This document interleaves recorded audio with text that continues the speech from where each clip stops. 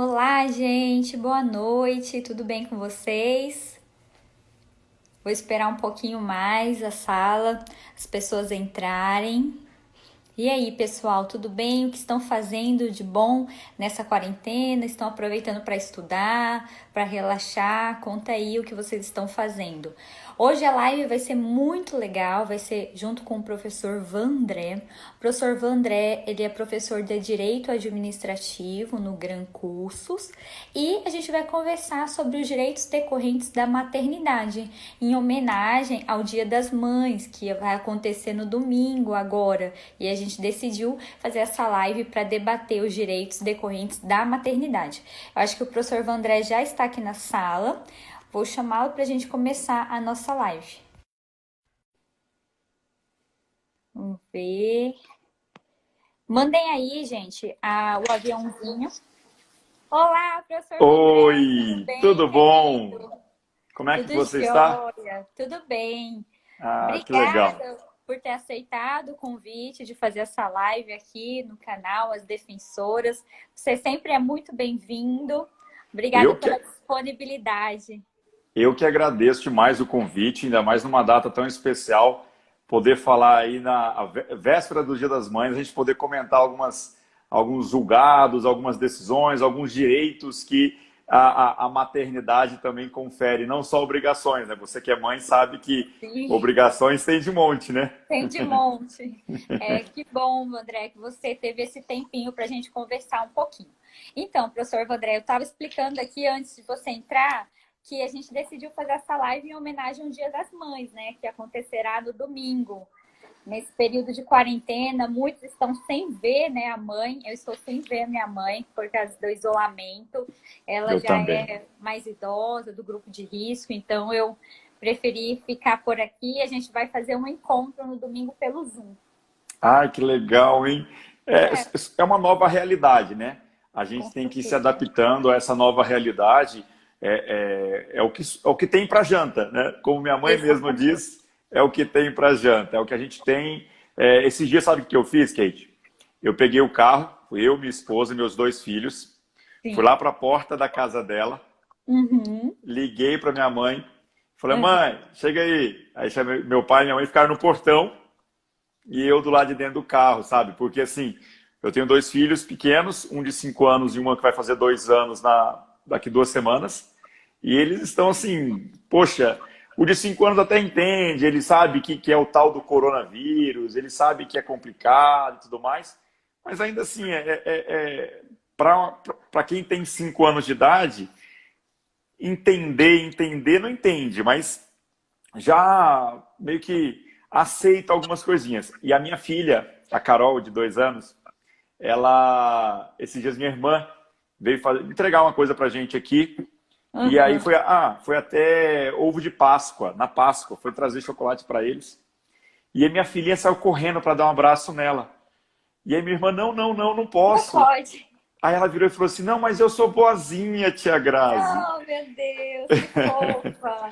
É a É, realidade, é a realidade. nova realidade, né? Nova Exatamente. realidade. Mas, enfim, a gente vai se adaptando e, Exato. com fé em Deus, em breve estaremos juntos novamente. O Isso, mundo vai se exatamente. curar, né? E, É, Evandré, engraçado, né, que nesse período muitas pessoas estavam muito desanimadas com os concursos públicos, acreditando que não iriam sair tão cedo. E a gente teve, essa semana, 10 dias para cá, uma enxurrada de concursos, né? exato, Saiu agente penitenciário, né? Saiu exato, analista da Defensoria Pública do DF, saiu procurador do DF, exato, vai sair agente da Polícia Civil, não é? exato, exato. Na verdade, o da DPF, da Defensoria Pública, a gente teve agora A licitação, né? O o CETRAD. andamento aí para a contratação da banca, foi feita a dispensa, a mesma coisa com a CESP para fazer para agente da PCDF, assim, a PGDF agora também para procurador, Para porque o procurador. concurso para servidor já estava rolando, Uhum. deveria ter ocorrido dia 22 de março, mas por culpa da pandemia foi adiado. E agora para procurador, né? 65 vagas, baita de um concurso, né? Um dos melhores, se não o melhor cargo de procurador, né? Também acho. Se não o melhor, um dos melhores. Com certeza aí Com certeza. tá ali no top 3. Tá ali Com no top certeza. 3, né? Só pelo fato de poder advogar, né? Eu acho que já é uma grande vantagem. Exato. É aquela história. A procuradoria tem um corpo bem pequeno ainda, né? Uma carreira pequena, e eles dividem honorários, é uma carreira interessante. Exato. Mesmo que não advogue, só a possibilidade de advogar já é interessante. Ainda que você fale, não quero advogar. Mas só de você poder, de repente, pegar e escolher causas, né? Imagina você poder escolher aquela causa tributária, lógico que não aqui no DF, mas aquela causa tributária, então isso aí realmente é bem interessante. E mais, né, Kate? A gente teve agora na Câmara a aprovação aquele auxílio financeiro para os municípios e estados, e muita gente tem perguntado, poxa, isso aí vai acabar com os concursos, porque lá está expressamente escrito, fica proibida a abertura de concurso público. Só que o mais importante é a leitura da ressalva, porque as reposições, as vacâncias que surgirem, os cargos vagos, poderão ser repostos. Com entendeu? certeza. Então... Aqui na Defensoria do DF, semana passada, a gente teve uma nomeação bem grande de novos defensores públicos. Exato. Tudo de cargos vagos que existiam. Exato. Então, assim, o impacto eu acho que não vai ser tão grande. Porque se a gente pegar o cenário dos últimos 5 anos, a gente já percebe que a administração, seja ela municipal, estadual ou federal, ela já está com essa tendência de nomear somente aquilo que previa inicialmente ou no edital ou já do que tinha de cargos vagos na época do edital. Então, é uma nova realidade. A gente não pode fazer uma leitura no sentido de que isso é ruim, porque a gente tem que pensar sempre no Brasil. Economicamente, não podemos abrir os cofres nesse momento. Então, são medidas de contenções, são medidas de dar uma freada nesses gastos, porque os números ligados à pandemia são gigantescos, né? Tanto de gastos quanto também de mortos, né? Eu estava vendo agora há pouco, já passamos de 9 mil. 9 mil. Algo muito grande. É muito grande. É muito grande. Então, assim, a gente tem que botar a mão na consciência também para aceitar que isso é uma nova realidade. Financeiramente, os entes federados estão aí com a corda no pescoço. Então, mas algo interessante, Kate, nesse projeto de lei complementar que foi aprovado na Câmara e que o presidente Bolsonaro disse que vai vetar um trecho, foi autorizado, foi criada também a regra sobre a suspensão da validade dos concursos, o que é muito bom, porque imagine, o concurso está homologado, então está correndo prazo. Está correndo prazo. E aí vem agora autorizando a suspensão da validade. Isso é maravilhoso, porque legalmente isso não existia. Não existe uma lei que diga suspensão da validade dos concursos. Então isso agora é muito interessante. Existia só pedidos no judiciário, né? Isso, vários isso. Às vezes o órgão, por exemplo, o TJ Rio de Janeiro, no concurso que venceu o ano passado, ele suspendeu a validade do concurso por 6 meses. O Senado Federal fez isso em 2017, se não me falha a memória, acho que foi 16 ou 17, também suspendeu. Mas tudo decisões individuais, decisões que se pautavam muito mais no bom senso do que propriamente na legalidade estrita, né? Perfeito, Eu acho que isso vai ser muito bom, porque dá um acalento, né, para aqueles que estudaram tanto e prestes a ser nomeado tem uma recessão como essa. Exato. Algo que ninguém imaginava Ninguém mesmo, imaginava, ninguém imaginava. É aquela história, me deu um tempinho para estudar, mas não precisa de tanto, né? Não precisava ser isso, né? E só fechando aqui o raciocínio, eu acompanhei algumas posses virtuais. Olha que nível a gente legal. chegou, posse virtual. Eu vi que, eu acho que foi o TJ do Rio Grande do Sul, teve uma posse de magistrados virtuais, imagine. É a nova realidade, né? É a nova realidade. Seu baile de posse virtual também. Meu Deus do céu, nem fala isso. Uma aluna minha, ela me mandou uma mensagem esses dias, tem um mês mais ou menos, ela falou assim, professor, como é que eu faço? Marcaram minha posse para o dia que está suspendendo as atividades lá no STJ. Uhum. E aí ela falou, e agora, quem é que vai me dar posse? Eu falei, não, vai lá, se te chamaram, vai lá. Aí chegou E, lá, aí tomou posse, mas não deram exercício para ela, que para mim isso é um absurdo, porque o exercício, o órgão é obrigado a dar. Se me sim. convocou, eu posso ir o Uhum. dia que eu quiser. E aí, depois de muita conversa, consegui uma semana depois entrar em exercício. Mas é aquela história, a gente está entrando no órgão, você vai entrar brigando, chutando porta? Não vai, você aceita tudo, né? E aí ela já entrou em exercício no teletrabalho. Entrou no exercício no teletrabalho, não teve nem como treinar. A vantagem é que a área dela é uma área bem específica, é a área de psicologia, então ela está fazendo muito trabalho de artigos. Então, Sim. fazer estudos sobre algumas coisas, porque nem o atendimento ao servidor ela vai poder fazer, porque ela é psicóloga, ela passou para analista da área de psicologia. Então, ela nem isso vai poder fazer atendimento presencial. Ela está fazendo atendimento assim, ó, por telefone. Nossa, é uma nova realidade. Nova Então tá certo, realidade. André, vamos começar então Bora nosso lá. tema da live. Então, pessoal, você que chegou agora, o tema da live é maternidade, desdobramentos legais e jurisprudenciais. Eu e o professor Vandré vamos conversar um pouquinho sobre o que a maternidade nos traz como direito. Acho que a gente pode começar, né, professor Vandré, antes da gente tomar posse. O que uma mãe tem direito na sua preparação para concursos públicos? A primeira coisa que ela deveria ter, e nem sempre tem, é um apoio, né? É verdade. Eu poderia até usar do seu exemplo, aproveitar que você está na live e eu assisti já várias entrevistas tuas e histórias que você mesma contou, o apoio. Acho que o Um principal, apoio. nesse momento, antes de conseguir a aprovação, é o apoio. Você já contou a sua história, então não é caso secreto de que você teve um grande apoio, você teve uma Sim, grande parceria de poder falar, olha, estude você primeiro, passe que depois eu vou passar. é isso E, mesmo. e isso eu acho que para mim isso é muito importante, porque eu tenho uma história relativamente parecida. Eu e minha esposa tomamos posse no STJ no mesmo dia. Nós fomos nomeados, aprovados, uma diferença de 3 posições, e a posse Uhum. foi tudo no mesmo dia. Então, e a gente sempre teve essa cumplicidade. Então, isso aí, acho que o primeiro ponto é esse. É Eu você também ter o acho. apoio em casa. Esse aí não precisa estar em lugar nenhum, esse tem que estar aqui, É, ó. tem que Sabe? estar aqui na mente, verdade. Você É. tem que buscar ali uma parceria, seja com sua esposa, seja com seu esposo, seja com seu pai, com a sua mãe, enfim, buscar uma parceria, porque hoje a gente tem famílias também bem complexas e bem Isso. diferentes, né? Uns arranjos familiares novos. Então, eu acho que a primeira direito que toda mãe tem é buscar um apoio para que consiga estudar, ocupar o seu tempo da melhor maneira possível. Eu vi, inclusive, no Instagram do professor Summer.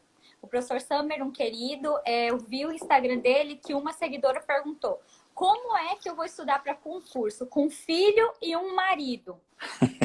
E aí ele respondeu: o marido te ajudando a cuidar do Eu filho e vi, você. eu E vi. você viu? Eu Maravilhosa a vi. resposta dele. Espetacular, espetacular. Espetacular. Como é que eu Todo vou mundo estudar se ajudando.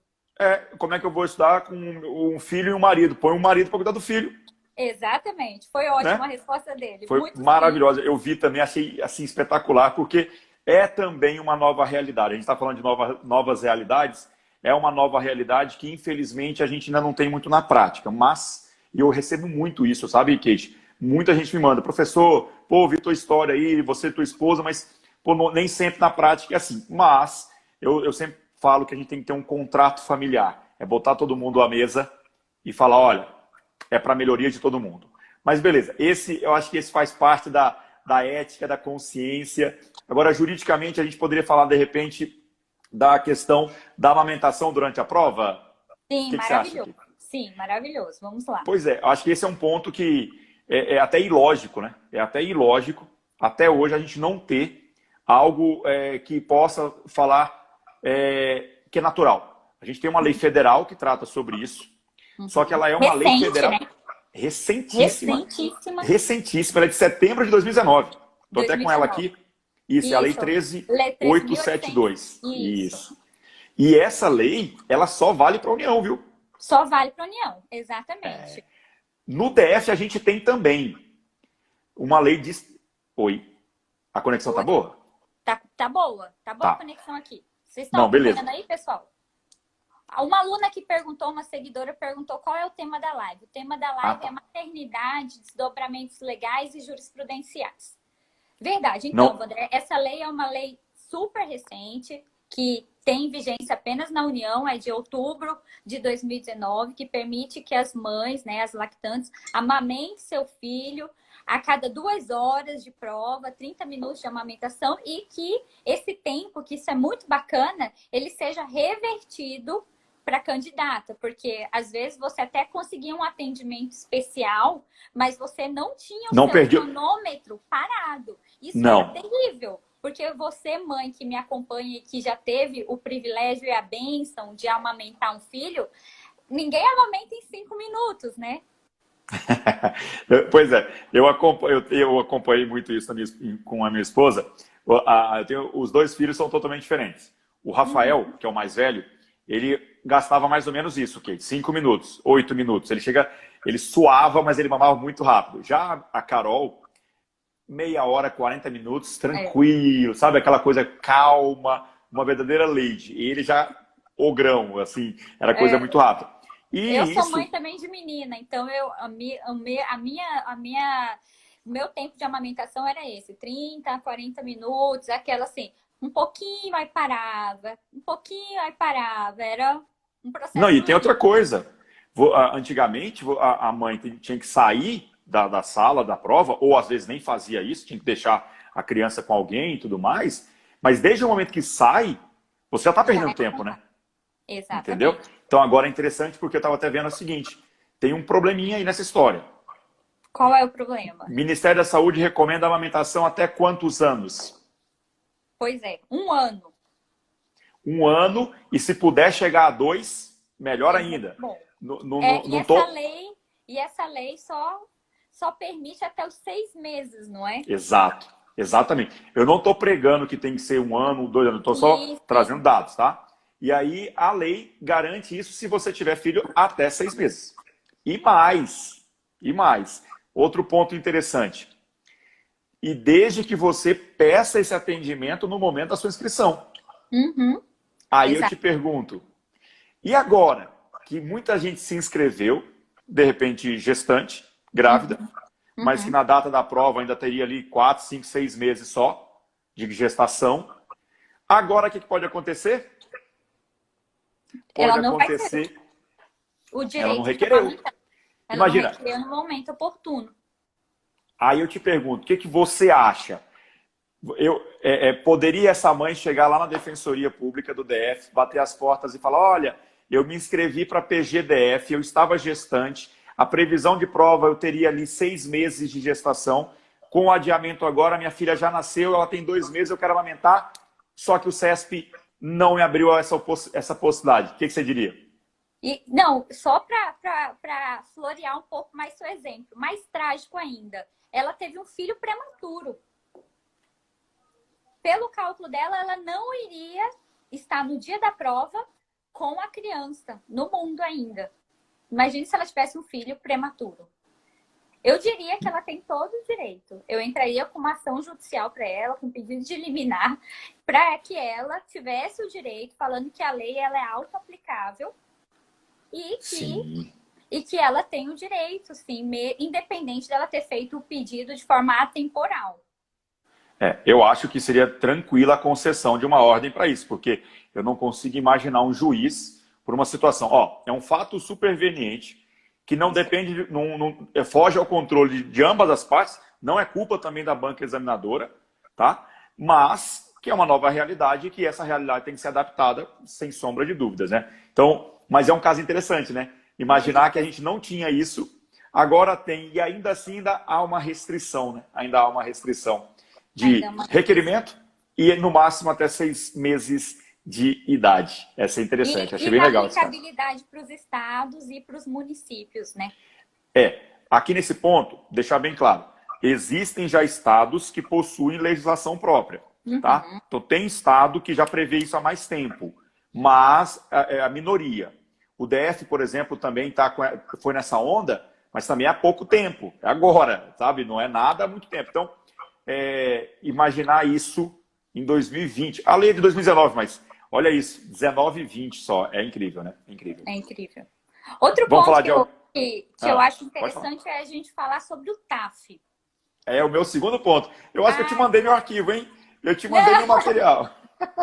É uma boa conexão, então. Eu Perfeito, acho pode ir que um lá. outro ponto importante é a gente falar do TAF. A jurisprudência inicialmente, né, Vandré, entendia que a remarcação de TAF era algo impossível. Impossível você remarcar a TAF em decorrência da sua situação pessoal. Exceto se tivesse, obviamente, a previsão da No remarcação no edital. edital. Isso. Aí tudo bem. Mas como a gente acompanha os concursos públicos, a gente verifica que, na grande maioria, inexiste essa previsão editalícia de remarcação de TAF. E aí, como é que ficam as gestantes nessa situação? Pois é, algo interessante. Porque, primeira coisa, esses julgados que nós tínhamos antigamente, falando que não tinha possibilidade, a não ser se previsto no edital, da remarcação, eles falavam muito sobre enfermidade. Olha, qualquer um está sujeito à enfermidade. Eu tenho um primo, inclusive, que às vésperas da prova física para perito da PF, da Polícia Federal, simplesmente rompeu o tendão de Aquiles. Rompeu o tendão. Faltava uma semana para a prova dele. E aí, o que aconteceu? Não passou, tentou fazer a corrida, mas não conseguiu, obviamente. Reprovou, me ligou e falou, cara, e aí? Eu consigo? Eu falei, velho, na lata? Não, consegue não. Quer brigar? Você pode brigar, mas você vai ficar frustrado. Parte para outra. Ainda bem, Kate, ele passou, hoje ele é consultor legislativo da Câmara Federal. Olha, então tem coisas, né, que vêm para o bem. Exatamente. Mas em relação... Pois é, mas em relação à gestante, né, durante a gravidez, o que a gente tem, inclusive até com o RE aqui, o recurso extraordinário do Supremo Tribunal Federal, ele é os 1.058.333. Para ficar mais fácil, quem quiser anotar, 1058333. E ele é de 21 de novembro de 2018. E ele diz exatamente isso. Geral, né? Isso, e até ler a tese aqui que foi firmada. A tese firmada foi a seguinte: é constitucional a remarcação do teste de aptidão física de candidata que esteja grávida à época de sua realização, e aqui que vem o principal, independentemente da previsão expressa em edital de concurso público, que é o que você destacou já.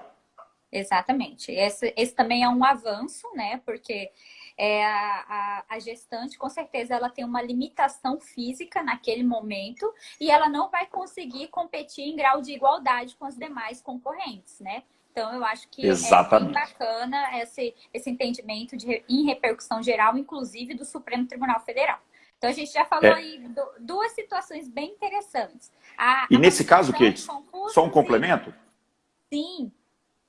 Que é o seguinte, deixa eu só mudar aqui, deixa eu mudar para 4G. Eu não sei a sua imagem para mim, eu não sei se é a minha ou se é a sua. Para mim, você está ótimo. Tá. A sua que para mim está um pouquinho... Tá tremendo um pouquinho, mas tudo bem. Pessoal, se não tiver ninguém aí falando que tá ruim, vamos seguir. Tá é o seguinte. Aproveitar e mandar um abraço pro pessoal que está seguindo aqui também. Grande Paulo Ailton, grande Paulinho, grande mestre de Direito Constitucional, procurador federal aqui em Brasília, grande brother. Grande Eduardo Cambuí também está aí, nosso grande expert lá no Gran Curso Online. Mas é o seguinte, acho que é alguma coisinha talvez, mas é conexão, vai e volta.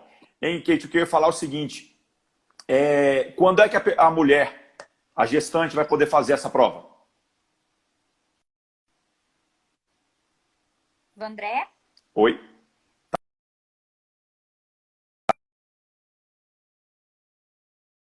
Pronto. Melhorou? Espera aí, tá atualizando aqui. Aí. Você estava na Wi-Fi? Tava. Saí agora. Põe na 4G.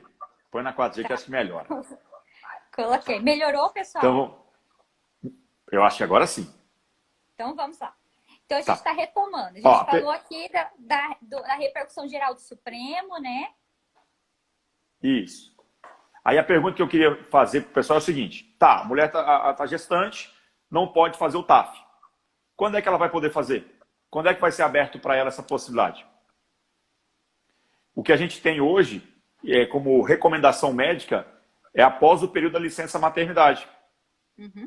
Que aí ela conseguiria ter um atestado médico para poder, então, após a licença maternidade, que já já a gente vai entrar, vai falar de licença maternidade, 120 dias com a possibilidade de extensão, e aí sim ela poderia fazer o TAF. Eu acho que é razoável, né?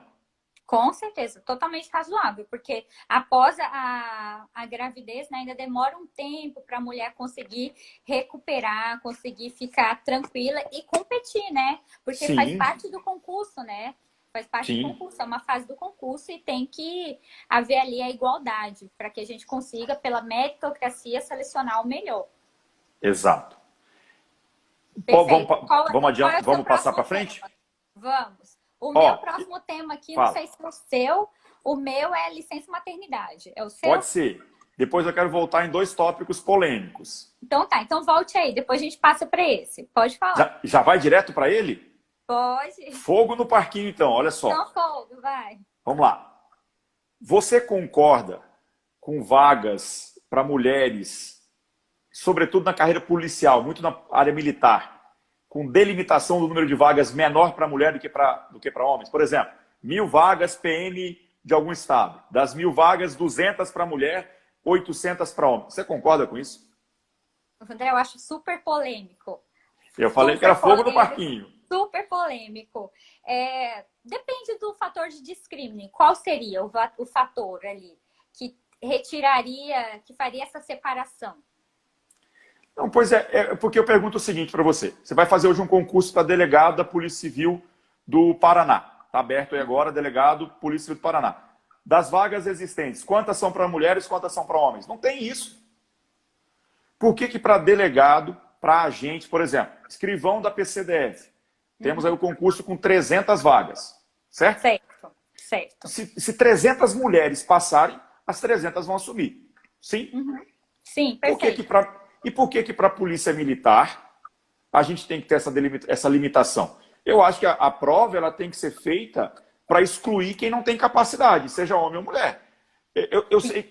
Eu sei que sobretudo quem busca mais a área policial vai falar assim, não, mas a mulher não tem capacidade de ser policial, que não sei o que. Cara, não vai ter prova física, primeira prova objetiva, prova física, tem academia. Eu não sei, eu sou um pouco contra isso. Eu até acho que poderia fazer a delimitação, mas no meio a meio, com listas separadas, mas do jeito. Eu não sei, eu sou meio contra, sabe? Eu defendo aí a igualdade mesmo nesse caso, a igualdade numérica. Acho que passou, entendeu? Também, perfeito. Eu acho que eu também defendo isso. Igualdade, meritocracia. Mas assim, eu fico pensando qual seria o fator que a banca examinadora ou a instituição ou o órgão utilizou para estabelecer esse discrimínio. Por que ela só quer 20% de mulher e 80% de homem? Existe uma justificativa? Não conheço. Eu não conheço. Se existir, traga para... Eu não sei. Juro mesmo. Não sei. Não sei se existe um dado estatístico o porquê disso. Aí, se o pessoal que estiver nos assistindo que de repente fala, é por isso, isso, aquilo. Ok, de repente eu posso ser convencido e falar, tá. Mas, sinceramente, eu não consigo ver. Eu não consigo ver, sabe? Porque a gente sabe que o princípio da igualdade é tratar todos de forma igual e os iguais na medida das suas desigualdades.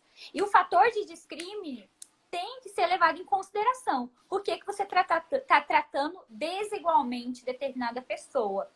E eu não vejo o motivo de colocar apenas 20% de mulher. Qual que é a desigualdade?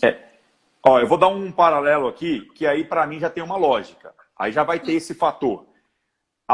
Não é nada, tá? Mas a altura mínima de 1,60 m para mulher, 1,65 m para homem. Aí é uma questão biológica.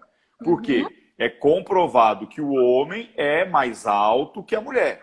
Então, você pega a média nacional do homem, é maior que da mulher. Ok. É um critério objetivo. É igual a questão da idade. 30 anos ou 31 anos na data da inscrição, do curso de formação, seja lá o que for, a depender de cada estado. Caráter objetivo. Agora, por que 20% das vagas para mulher? Igual, DEPEN agora. Abriu o DEPEN, né? O concurso para Polícia Penal. Não tem divisão entre mulheres e homens. Se passarem 300 mulheres, são 294, se não me falha a memória, vagas. Acho que é isso. para nível médio e 15 para nível superior. Se todas as mulheres que ficarem em primeiro lugar, maravilha, pô. Um Né? concurso feminino. Concurso feminino. E ó, Verdade. você sabe no seu concurso, inclusive, muita mulher, né? Muita Muita mulher mulher. passando. Muita mulher. Eu acho que a defensoria pública, de uma forma geral, ela é muito atrativa para as mulheres. Eu vejo que a gente tem mais interessadas mulheres do que homens. Não sei ainda o motivo, mas é por aí. Igual Não, carreira policial, né? Carreira policial, o sexo masculino tem maior interesse. É tradição, né? Por enquanto é uma tradição de a polícia, a segurança pública ser formada por mais homens. Mas isso aí, de repente, culturalmente tende a mudar. Quando você hoje vê policiais, por exemplo, eu acho muito interessante isso. Não é, pelo amor de Deus, não me interpretem errado. Quando uma modelo vira policial. Porque Sim. a simbologia disso é muito maior do que simplesmente falar que é preconceito. Porque a partir do momento que você vê que, em regra, o que se fala? Policial é aquela situação bruta, que o policial tem que ser isso e aquilo. Aí vem uma mulher modelo, que é uma simbologia mais da beleza do que propriamente ali da força. E aí então isso é chamariz, né? Você, por exemplo, você é exemplo para muita gente que olha e fala, nossa, eu quero ser defensora pública. Então, a partir do momento que a gente tiver mais exemplos de policiais femininas, eu acho que tende a equilibrar um pouco mais. Kate, mas vamos seguir? Vamos seguir, vai lá. Qual que é o próximo? Licença maternidade, é o seu que você ia tocar.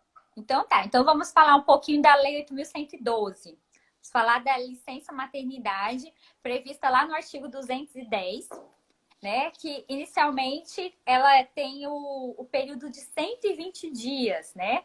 De licença maternidade. E esse período de 120 dias começa a ser contado a partir do primeiro dia que a gestante entra no seu 9º período de gestação, ou ainda, em caso de nascimento prematuro, a partir do nascimento da criança. Alguns desdobramentos que eu trouxe aqui, Vandré. O primeiro é em relação à adoção. Tá, legal. Então vamos lá. Eu estou me ajeitando na cadeira aqui porque eu fui chamado a atenção aqui. A pessoa se ajeita na cadeira, porque quando eu estou dando aula eu mando a galera se ajeitar na cadeira. Se ajeita na cadeira, menina. Fica direito aí. Mas beleza, verdade. Vamos lá. O primeiro questionamento é que a Lei 8.112, né, ela é de 90 e ela trazia um fator de diferenciação para filhos e filhos adotados. Se a mulher tivesse uma gestação e tivesse um filho do útero dela, ela tem um tratamento. Agora, se ela adota um filho, ela teria um outro tratamento. A gente sabe que 8.112 falava que se você adotasse criança até 1 ano de idade, a licença maternidade dessa mãe seria de 90 dias. Exato. E se a criança tivesse mais de 1 ano de idade, diminui. Adotasse, por exemplo, um rapaz nos 25 anos, que não pode, é criança. Se adotasse uma pessoa maior de 1 ano, teria agora um período ainda menor, né? 30 dias, né? 8.112 falava em 30 dias. E isso foi levado ao Supremo Tribunal Federal. É muito legal o debate travado no Supremo, que levou em consideração o nosso artigo 227 da Constituição, que preconiza que não pode haver nenhum tipo de diferenciação entre filhos adotados e filhos gerados pelo útero da mulher. Esse questionamento foi muito importante, eu achei de uma delicadeza e de uma evolução do ministro Barroso maravilhosa, porque ele conseguiu debater e problematizar. Tá me acompanhando, André? Tá tudo ok, pode seguir. Ele conseguiu problematizar a temática da adoção aqui no Brasil, né? Porque, imagina, a pessoa que é mais velha, a criança que é mais velha, aqui parou a sua imagem. Aí foi. Agora, voltou? Voltou aqui. Tá, beleza, pode seguir. Eu estava acompanhando seu raciocínio, pode continuar. Porque a criança que é mais velha, infelizmente, ela tende a ser menos adotada, né? No Brasil, exato, os casais que decidem pela adoção, eles preferem adotar crianças pequenas. Uhum. E a legislação ela vinha, ao invés de dar um apoio à mãe que decide adotar uma criança mais velha, que precisa de maiores cuidados, porque já tem uma personalidade mais desenvolvida, demanda mais Entende, né, o que está acontecendo? adaptação, entende o que está acontecendo e já tem uma vida histórica passada muito mais dolorosa, ela não tinha nem incentivo da lei. Exatamente. Né? Exatamente. E aí veio o Supremo e decidiu que não pode ter esse fator de diferenciação pela idade da criança e se a criança também for adotada. Exato. Tô te acompanhando. Então, essa é a novidade, que o Supremo, Pois na é. verdade, não, né? Já tem Mas acho que 2 mas anos. isso é bem legal, sabe por quê? Porque quando você pode fazer uma dupla análise.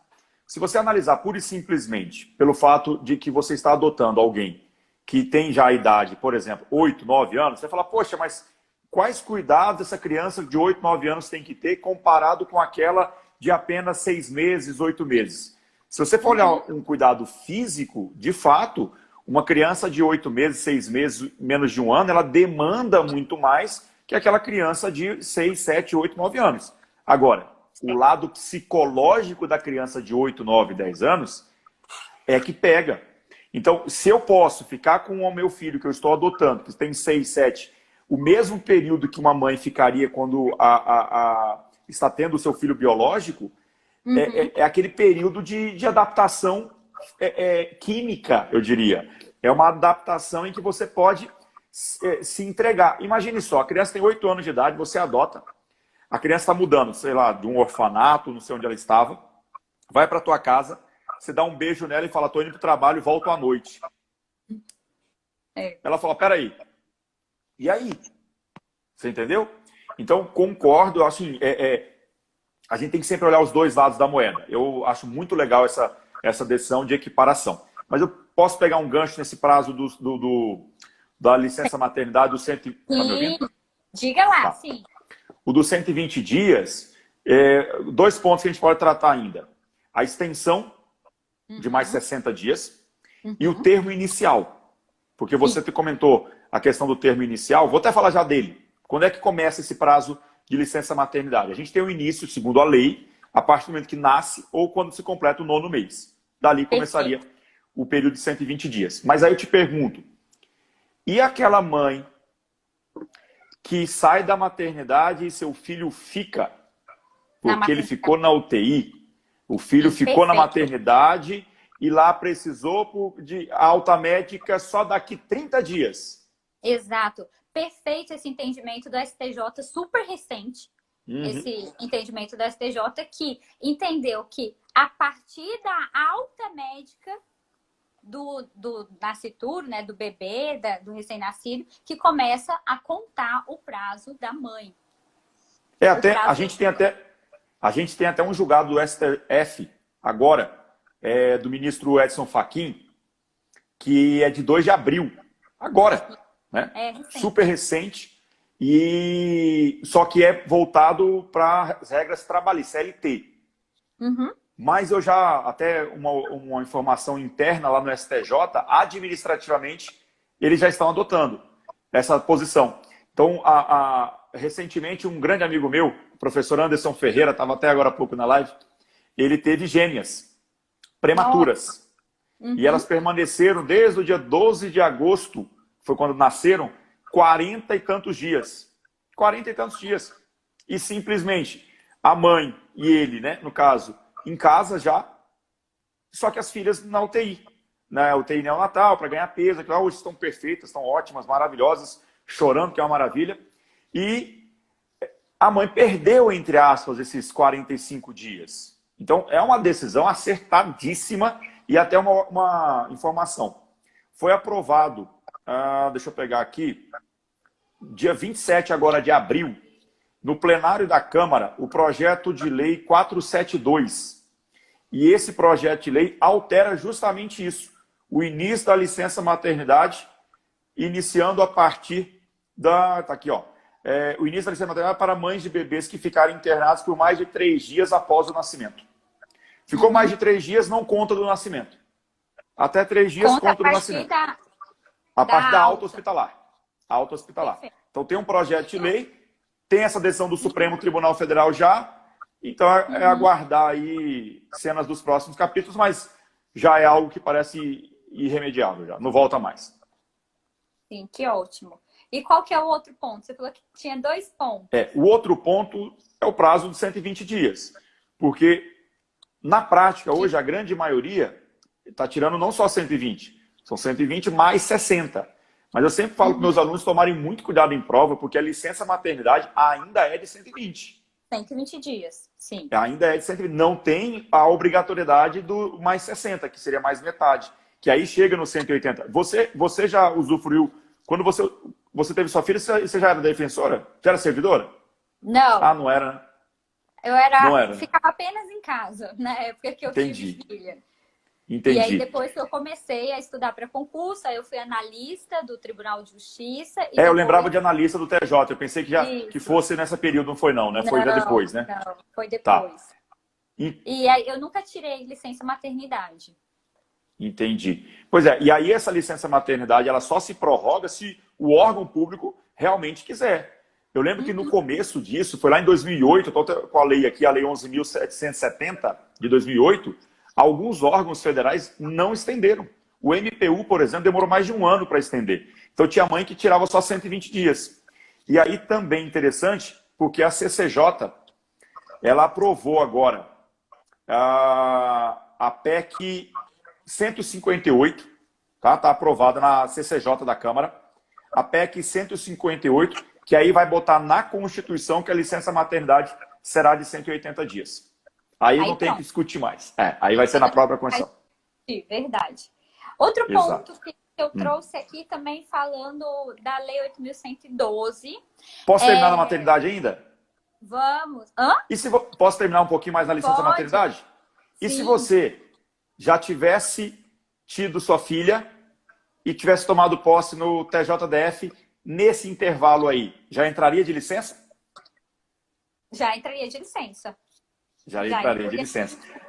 Eu lembro uma aluna minha, ela me perguntou, professor, mas não tem que fazer o exame médico? Eu falei, sim, e você está doente? Não está doente não, filho, você está grávida. Você vai ter um filho.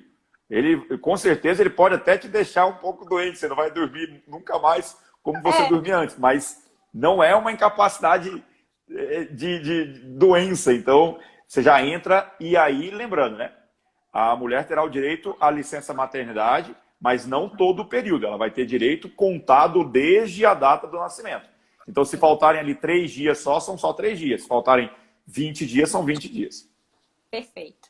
Outro Maravilha? ponto que eu trouxe... Perfeito, Vandré. Outro ponto que eu trouxe também da Lei 8.112, é a diminuição da jornada de trabalho para mulheres que amamentam, né?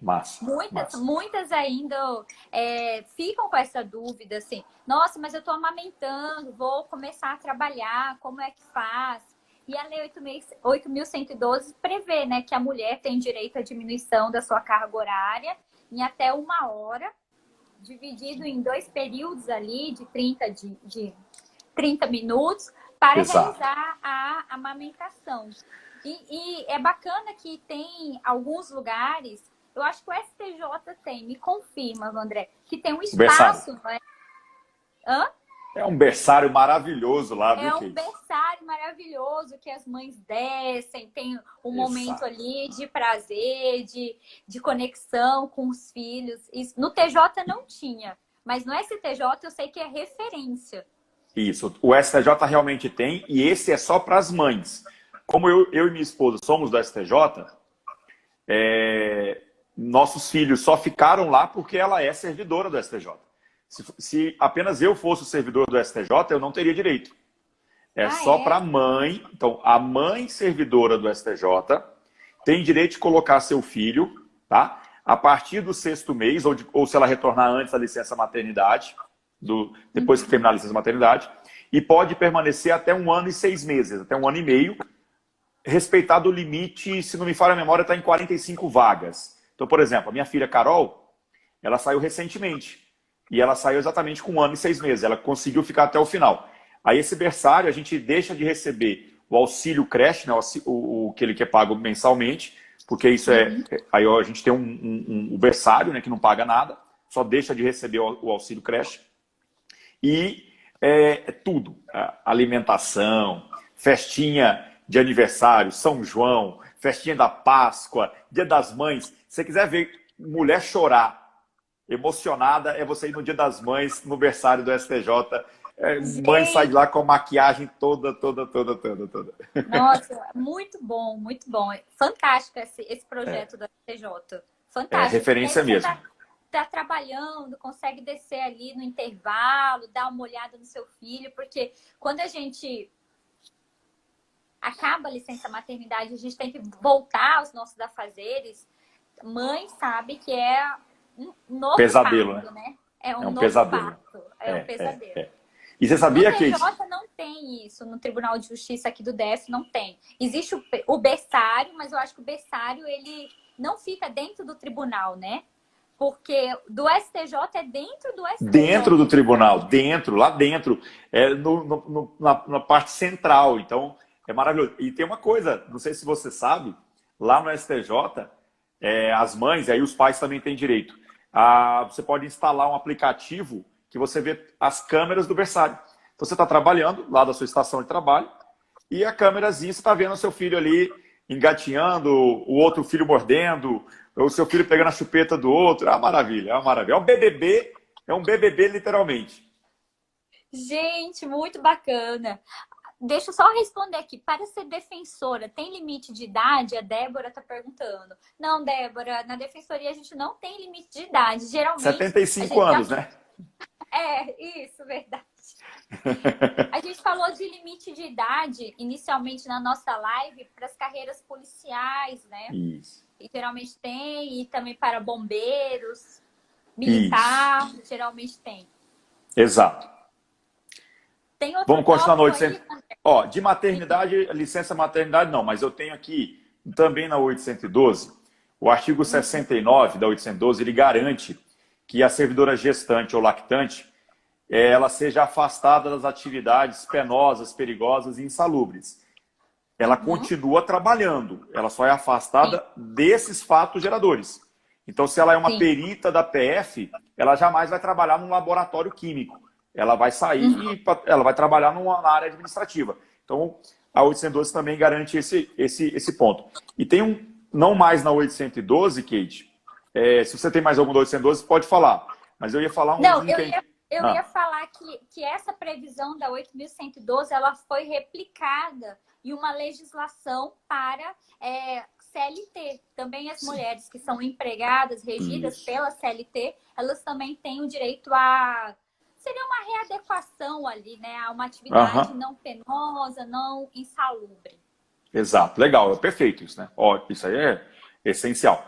E tem um outro lado aqui, não é nem na 812, mas a Lei Complementar 840 aqui do DF. A 840, ela é a similar da 812, só que é válida apenas para servidores do DF. Você, por exemplo, é regida por esse estatuto, né, Kate? Você tem ali, você segue esse estatuto, que é a Lei Complementar 840. Eu brinco, Kate, que a CLT é uma sogra, a 812 é uma mãe, e a Lei Complementar 840 é uma vozona. Sabe aquela vozona que faz aquelas petas com a primeira letra do teu nome? Então, pois é. E essa lei, ela é muito avançada. A 840, ela é muito avançada. Ela traz vários direitos, ela trata de vários institutos jurídicos que a gente não vê em outros estatutos. Ela trata de relações homoafetivas na maior naturalidade que deve ser dada, inclusive, esse atendimento. É muito boa mesmo. E tem uma situação, Kate, que é o direito de ausência de um dia por ano para poder fazer exames médicos preventivos e periódicos voltados ao controle de câncer de mama e de colo de útero. Maravilhosa. Maravilhosa. Porque é um incentivo, né? Lembra. É um incentivo. A mulher se lembra, né? Muito bacana. O homem tem também, a lei garante também para o homem para fazer o do câncer de próstata. Mas como a gente está tratando mais, a pegada é mais falar das mulheres, eu achei interessante. Excelente, muito bacana. Tem mais alguma? Eu trouxe outra aqui, que é o auxílio. A gente acabou falando, né? Mas a 8.112 também prevê o auxílio natalidade, né? A partir do momento que você tem o filho, você tem direito a receber um auxílio que vai ser no valor do menor vencimento do serviço público. E aí, esse auxílio ajuda muito as mães que invariavelmente têm uma despesa extra com o nascimento de uma criança. Então, é Isso. bacana isso. Ele não é o auxílio creche, ele não é aquele pago mensalmente. Ele é pago em razão das despesas do parto, ou seja, nasceu, vai receber ali a quantia. E é interessante que esse é um caso em que o auxílio é menor que o salário mínimo, né? O auxílio natalidade, ele é menor que o salário mínimo. Mesmo havendo a previsão de que é o menor vencimento da administração pública federal, a gente tem que lembrar que o artigo 40 e 41 diferencia o vencimento de remuneração e o vencimento pode ser inferior ao salário mínimo, o que não pode é a remuneração. Então, nesse caso, realmente. Esse é um caso até interessante, Kate, porque ele não é um direito apenas da mãe. A mãe tem esse direito. Agora, se a mãe não for servidora e o pai é servidor, tem direito também esse auxílio. Legal. Tem um outro aqui que está na 812, mas não está, porque o que está na 812 está errado porque está desatualizado, que é a aposentadoria, né? A aposentadoria, a idade para a mulher se aposentar é menor que a idade do homem se aposentar. Tentaram igualar por aí, tá ok? Mas não conseguiram, não. Colocaram... Que bom que ainda é diferente, porque de fato a gente acumula várias funções. Eu vou puxar aqui a sardinha pro meu lado. Nem precisa, viu? Eu puxaria fácil para vocês. Essa aí é naturalmente. Eu acho que até que a diferença tinha que ser maior. Essa redução só para 3 anos, 65 homens, 62 mulheres, eu acho que tinha que ser como antes, 65, 60. A mulher trabalha, jornada é tripla, quádrupla, é muito maior, porque ela cuida dela, às vezes acaba deixando para cuidar muito mais dos filhos, o traste do marido, que está lá para atrapalhar. Então, assim, tinha que ter adicional de insalubridade ainda. Quando casada, adicional de insalubridade. A gente aqui na quarentena, eu vejo cada meme de mãe que eu falo, nossa, é bom, né? É muito bom, porque de eu fato... vi esses dias, a mulher estava com a criança no colo e um saco de lixo no outro na mão. Aí ela volta para dentro de casa com um saco de lixo e esquece a criança. Sacanagem, né? E é bem isso, né? Mas é bem isso, tá uma loucura. Você tem mais alguma coisa, André? Eu tenho mais dois, rapidinhos, para a gente não estender. Vai, pode. Eu lembrei do auxílio natalidade, só um acréscimo, que quando o nascimento é gêmeos, né? Por exemplo. Múltiplos, né? Múltiplos. Aí, tanto a mulher como o homem, se for o servidor regido pelo 8.112, tem direito a 50% a mais por cada filho que nasceu. Isso. Então, ou seja, exemplificando aqui para ficar mais fácil numericamente. Se o auxílio natalidade é no valor de R$1.000, se nascerem gêmeos, vai ganhar 1.500. 1.000 por ter nascido um e mais quinhentão ali, que é 50% por ter nascido o segundo. Eu brinco que a fralda do segundo tem que ser, é mais barata, porque já gastou com o anestesiologista ali. Mas beleza, muito bem lembrado isso aí, legal. Para efeito de prova isso é muito bom, muito bom. Eu tenho uma aqui, Kate, fora da Lei 812, mas que implica na 812. Lei Maria da Penha. Diga, qual é? A Lei Maria da Penha, ela tem um dispositivo que é o artigo 9º, parágrafo 2º, que garante prioridade em remoção se a mulher estiver em situação de... aquela situação de vulnerabilidade. Vulnerabilidade, sim. De vulnerabilidade da Lei Maria da Penha. Sim, maravilhoso. Acho bem interessante isso. Muito certo. É porque, nesse caso, é expresso, até porque o objeto, nesse caso, é a proteção, né, da integridade física, psicológica da mulher, traz assim, ó, o juiz assegurará à mulher em situação de violência doméstica e familiar para preservar sua integridade física e psicológica, acesso prioritário à remoção quando servidora pública. Legal, legal, muito legal. É porque geralmente quando a mulher ela é vítima de violência doméstica tem o afastamento do lar, né, do agressor. Às vezes a mulher precisa mudar também de residência, às vezes ela precisa ir para uma casa-abrigo, né, com endereço sigiloso do agressor. E nada mais justo também que se ela for servidora, ela fazer uma remoção e sair fora desse agressor. Tem uma outra aqui que ela não é muito boa, mas está na legislação. Vai. O fato gerador Qual? não é bom. Prisão domiciliar, lá do 318.5, com o Ah, Estatuto da Primeira Infância, que permite uhum. agora a substituição da prisão, a privativa de liberdade, por prisão domiciliar no caso de mãe de Que criança está até 12 amamentando. anos, né? E que também está amamentando, né? Isso, sim, e que está Também está amamentando, amamentando. permitindo inclusive até a idade 12 anos da criança, né? Até antes de completar 12 anos, que deixaria de ser criança, passaria a ser adolescente. É algo Adolescente. interessante. Nesse Sim. caso, é até bom a gente, para o pessoal aí do juridiquês, não se esquecer do entendimento do STJ bem tranquilo. Eu faço muito disso diariamente na análise de habeas corpus. Muita mãe, sobretudo o tráfico de drogas, É, pede, né, a prisão domiciliar, a substituição. E muitos são negados, muitos pedidos negados, porque a prática do tráfico foi, inclusive, dentro de casa. Uhum. Então, como é que vai ser concedida a prisão domiciliar se foi justamente no domicílio que a mãe cometeu o crime? Então, embora a legislação tenha a previsão de possibilidade de substituição, isso não é absoluto, é interessante lembrar que deve ser analisado o contexto também. Perfeito, André, perfeito. Beleza? E eu vi um julgado recente também que os adolescentes que cometem, né, os jovens ou adolescentes que cometem fato análogo ao crime, se você também amamenta e tem uma criança, você tem o direito a levar a criança e Sim. ficar até 6 meses fazendo a amamentação. Por extensão, né? Natural. Se Sim, por extensão. a prisão provisória pode ser substituída, no caso de por uma domiciliar, por que não uma medida administrativa também de ser substituída? Perfeito, é interessante. Bem legal, bem legal. Então tá certo, André. Eu acho Da que minha parte eu esses encerrei, eu acho que foram estava os bom já de temas. direitos aí. Sim, muito bom. Vandré, meu querido, muito obrigada pela sua presença aqui. Adorei conversar com você, direito administrativo, um papo super leve, né? A gente conseguiu trazer as principais nuances decorrentes da maternidade, já que a gente está no mês de maio. Domingo será o Dia das Mães. Já mando lembranças para sua esposa, para sua mãe. Desejo feliz Dia das Obrigado. Mães. E muito obrigada pela sua disponibilidade de Que ficar isso, aqui com a eu gente. só tenho a agradecer por esse convite. Acompanho o trabalho de vocês desde quando o grupo nasceu, desde quando foi montado, eu venho acompanhando.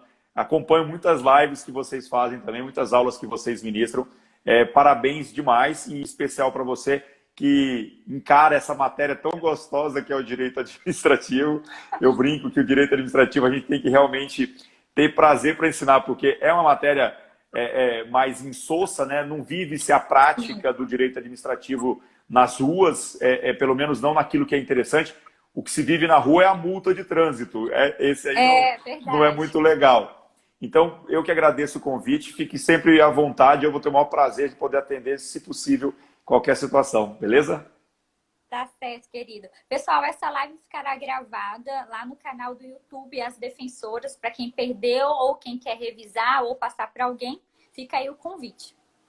Vandré, querido, então é isso. Muito obrigada. Ó, o professor Cleiton chegou, chamando você de lindo. Grande gato, gato chegou aí. Bom demais. Tá certo, querido. Um abraço, boa noite. Um abraço, até mais. Boa noite, tchau, tchau. Boa noite.